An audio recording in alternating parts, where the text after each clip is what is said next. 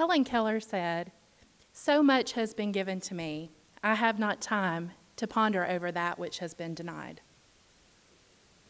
When I first read that quote, I felt so inferior to my sister Alabamian, which meant I really wanted to punch her for being such a Mother Teresa goody-goody and making me feel so bad about my own inner whining.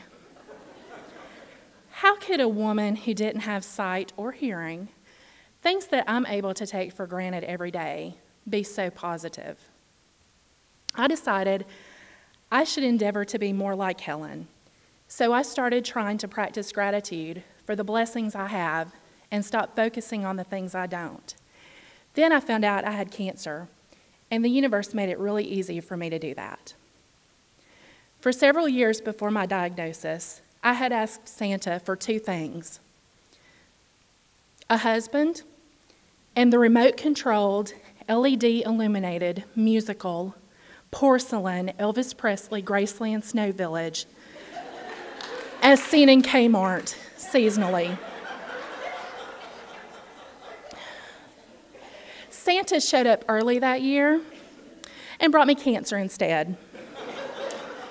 On December 13th, 2011, I learned that my right breast was busying herself with plans of a murderous coup. Given my past dating record, I guess I can kind of understand mistaking cancer for a husband. But it seemed I was just plain passed over yet again on the Graceland Snow Village. Damn it, Santa. I felt like a hypochondriac when I went to the doctor with boob pain less than a week after attending the October breast cancer walk, like I had done caught the cancer in the fever of pink festivities. Honestly, I decided to go to the doctor because there was a meeting at work I was expected to attend, and I would rather have crawled across broken glass naked before swimming in a pool of rubbing alcohol than attend that joyful corporate fun. My general practitioner assured me the painful lump was not my imagination, but she also promised me it wasn't cancer. She was actually correct on both assertions. She sent me for a mammogram just so we'd have a future baseline. A little dot was spotted on my boob's modeling debut that the doctor didn't like. 3 biopsies followed, including one featuring the mammogram-assisted insertion of a wire to that damned spot, prompting visions of Joan Crawford dancing in my head with bouquets of wire coat hangers. The pain was related to a benign fibroid, harmless as promised. 2 months after my doctor visit, I learned a 7-millimeter invasive ductal carcinoma with an enhanced modifier of triple negative was hiding behind the harmless fibroid. Can I get fries with that? It was really, really small, but it was just big enough to get to take chemo. Yes. Finding that tumor at such an early stage can only have been a miracle. If not for that random pain right after I picked up a flyer at the cancer walk that instructed me to see my doctor for such, who knows when the little bastard would have made himself known. That serendipity was accompanied by other random coincidences that assured me my journey was beautifully orchestrated long before I was diagnosed, and the entire way through was paved with more good things than I can count. My curious and sudden love of the color pink, my abrupt drive to reach out to a high school teacher who herself was recovering from breast cancer to provide love and support, not knowing I was making an investment which would pay a wealth of dividends in the support she would later provide back to me. These things served as proof to me that some force knew me, loved me, and had prepared for my comfort and endurance as I faced the difficult year of treatment. Looking back, I saw each step I had taken, those that seemed random and haphazard at the time of the stepping, was part of a perfected journey, divinely orchestrated to give me all the strength I needed to face the big sea, pressed down, packed together, and poured to overflowing into my soul. In Romans 8:28, we are told, And we know that in all things, God works for the good of those who love him, who have been called according to his purpose. All things. The writer of the verse does not discriminate, define, qualify, or differentiate. Those of faith know those words convey with exacting precision and accurate perfection the truth of our God. Our God who sits at the great cosmic loom and weaves the golden thread of each life into a stunning tapestry, connecting each of us in ways we are seldom able to understand except in the rearview mirror of our experience. During difficult times, it is so easy to dismiss this verse as fiction or to believe it is meant for those more pious, good, or faithful than us. How could a cancer diagnosis be thread in the same loom woven into the tapestry by our great Creator? While the journey seemed to challenge the veracity of that verse, it was my own experience that I was better able to see God's hand during that time than at other more so-called happy times of my life.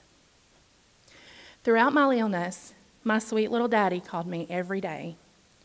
Before I got sick, his no-nonsense prudence prevented him from emphatically showing me he loved me.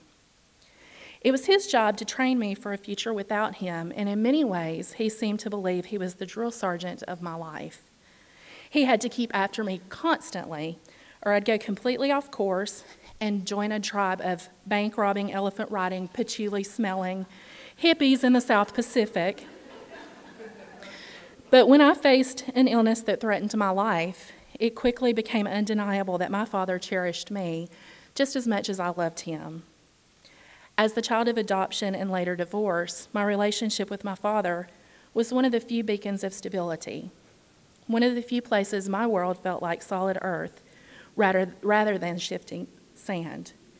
During my treatment, I recall bargaining with God that I would take every single chemo treatment twice if my daddy never had to. I didn't know then that the year I spent fighting cancer would simultaneously be the last year I spent with daddy. 2,592 hours, which I rounded for convenience, after the last surgery, which had followed 4 other surgeries and 6 months of chemo during Cancer Palooza 2012, my father made his trip up to heaven, completely unexpectedly. Blindsided, just as I was finding my new normal as a cancer survivor, he didn't even wait till my weird chemo curls stopped looking like Bozo for the funeral receiving line. I had long dreaded that day with fear it would be my complete undoing. The beginning of white walls, straight jackets, and med carts with Jell-O chasers. My closest, in some senses only family, was gone and me left here alone. I wish for 1 million more moments to just say one more thing to my father, but I believe God took perfect care of me in doing the thing which nature mandates, but I never wanted to face. I received all the benefits of drawing closer to my father because of my illness without ever having to watch him face the same fate. I have to believe God answered my prayer and let me stand in for my dad and allowed him to leave this earth untouched by an illness such as cancer, while still receiving all the benefits of the closeness such a diagnosis can inspire. A simple man of few words, he said, "I love you," to me more in our final year due to my illness than in the rest of my life combined. That treasure is a single example of what a gift cancer turned out to be, and resounding, irrefutable truth that God works all things for the good of those who love him. This is only one example of many that I have chosen to share today. I am but a tiny speck on the spinning ball floating through time, but I know God took the time to weave this part of my story and work all the things, all of them, for the good. In my second act, I'm committed to bearing witness to these mighty truths to others who find themselves in similar circumstances. And since I know you're wondering, the next Christmas after the cancer, my friends surprised me with my very own Elvis Presley remote-controlled Graceland at Christmas LED illuminated and musical porcelain snow globe, that they got at the Kmart.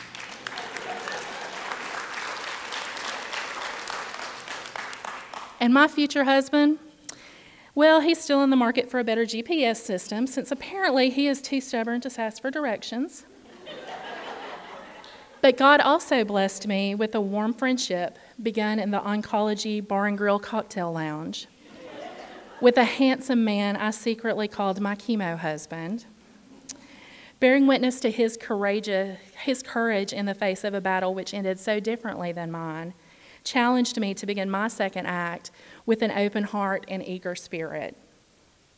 Every day we wake up is a shining new opportunity to look through Helen Keller's eyes and see only those things that make us grateful and do something, even the smallest something, to be somebody's reason to be grateful. Thank you for hearing my story. I hope something I have said today will encourage you to see the world like Helen and begin your second act today.